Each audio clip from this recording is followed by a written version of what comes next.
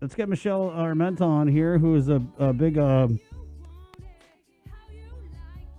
well, she's big pro-life. I'll just say that. And I remember I did an interview. Go ahead. Can I interject real quick? Yes, please do. You can actually eat alligator. That's considered aquatic. So you can eat alligator even though it walks on land. Yes. Thank you, because I was just saying, man, I can't eat my alligator for Lent. The cast of Swamp People is really, really happy right now. Big in Louisiana. Yeah. Well, I guess gators to fowls back on the menu. Wait, what is in Palau? They have crocodiles, right? Not alligators. Yeah, saltwater crocodiles. Crocs, yeah. Right. Yep. All right. Yeah, there's a lot of Catholics in Louisiana, right, Michelle? That's what I understand. Yeah. So thank you. Mardi Gras. Thank you for that, guys. Alligator is okay, just in case you're wondering. 804. So, Michelle, I know that you've been with a bunch of different pro-life organizations, and you guys are actually, I don't know, it's a rally in support of Dr. Shea, but I'm sure some of it is also because of this ACLU lawsuit that just came out. We had them on the show, I think, a couple weeks ago. So we'll just start at the beginning. You guys are rallying for Dr. Shea. When, where, why? Today, this morning, starting at 10 o'clock, it will be around his office. And I say around, it's supposed to be in front of his office, but the parking space is very limited. So basically, if you go down Chalon San Antonio, then you're going to just basically look for people with signs and find a place to park if you want to support Dr. Shea. He is the most pro-life doctor that I have seen, especially here on this island. When he put out that post on Facebook saying that, hey, if you're considering abortion, you should, please consider adoption, because there are plenty of people here on the island who are looking to adopt children. He said, money isn't an issue, because he is going to take care of the prenatal and the delivery for free. And you really can't beat that. So we as pro-life people, not just the Catholic pro-life committee, but anybody who is for babies being born and not for being torn apart in the womb, we are definitely in support of this doctor who is basically doing everything that he can to support women and children. Well, Michelle, do you know if anyone took up Dr. Shea's offer? I don't know. I haven't heard. I don't know Dr. Shea personally. All I know is what he posts, and that is something that I saw that caught my eye. So, and I've heard him on the radio before, and he's very much against everything that's going on with this medical, doing everything online, which doesn't make any sense, because he was saying, he's like, well, you're not going to find a doctor here on the island who actually wants to perform the abortion. So what is going to happen when something goes wrong? Because, whether it's medical or if you're going in and it's surgical, problems do arise and things are going to have to happen. And if the abortion procedure, even though it's medicinal, is not going to go through properly, there needs to be a doctor to basically clean up the mess. So somebody needs to go forward with the abortion. And who's going to take care of that, especially if the doctor is going to be all the way in Hawaii? Well, I was just going to ask, how did you feel about that ACLU lawsuit? But I think that's pretty clear. Yeah. Michelle, I wanted to just kind of touch on real quick. I'm looking for it now in my email. But there was a FOIA request sent by the Vigilance Committee. I know that. Are you still with the Vigilance Committee? I am not with the Vigilance Committee anymore. So this FOIA was sent to the governor, and it was basically asking for any and all correspondence between the governor of Guam, the office of the governor, and the lieutenant governor, Bureau of Women's Affairs Director Jane Flores, or any employees of your offices and any representatives of the ACLU. So basically they're trying to get any kind of communication between the administration and the ACLU. I think under this FOIA request is operating under the premise that somehow the governor was involved in maybe discussing this lawsuit or even initiating it.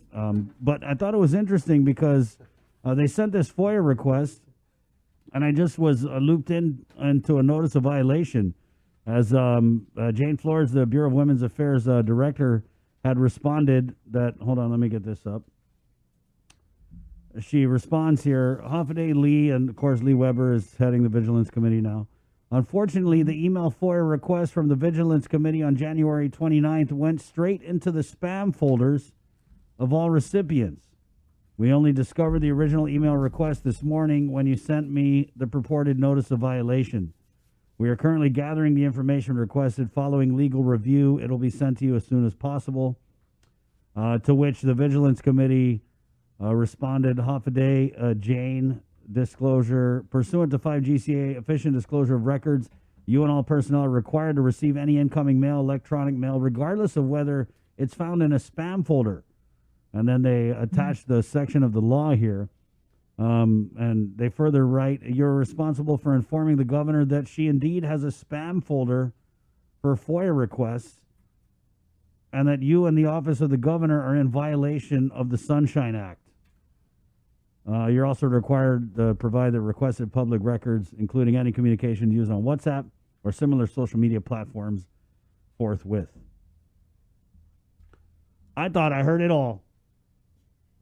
I sent a million FOIAs, and I never got back that, it went into the spam folder, which is not even an excuse. I mean, it doesn't matter. Once they send that FOIA, the clock is ticking. It doesn't matter if it goes in your corned beef folder. Yeah, it doesn't matter.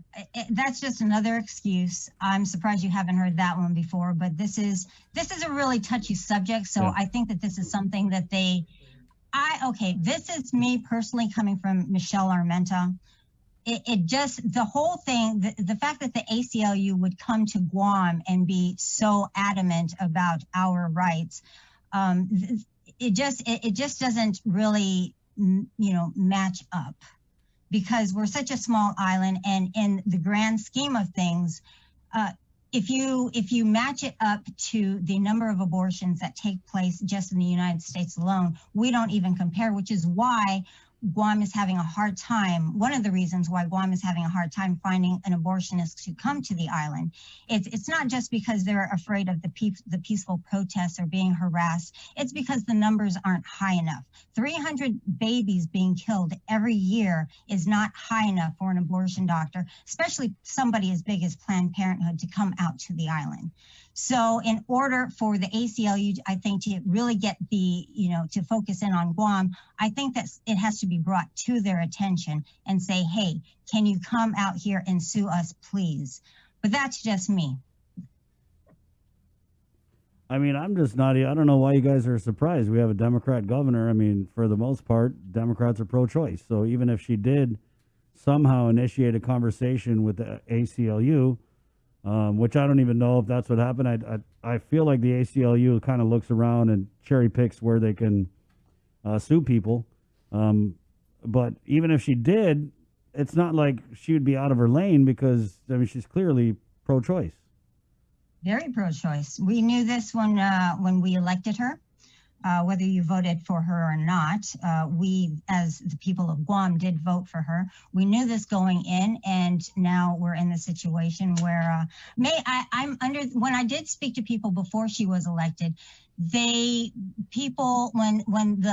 the issue of pro-life would come up, even though the people who did vote for her were pro-life, they said, well, you know what, don't worry, she's a business person. This is what we need. That's just one issue. But it's a huge issue, and obviously it's a huge issue for her if she is fighting this hard to bring an abortionist to the island. So this should not be any surprise. I understand that she's a business person, and so that was supposed to be good for Guam.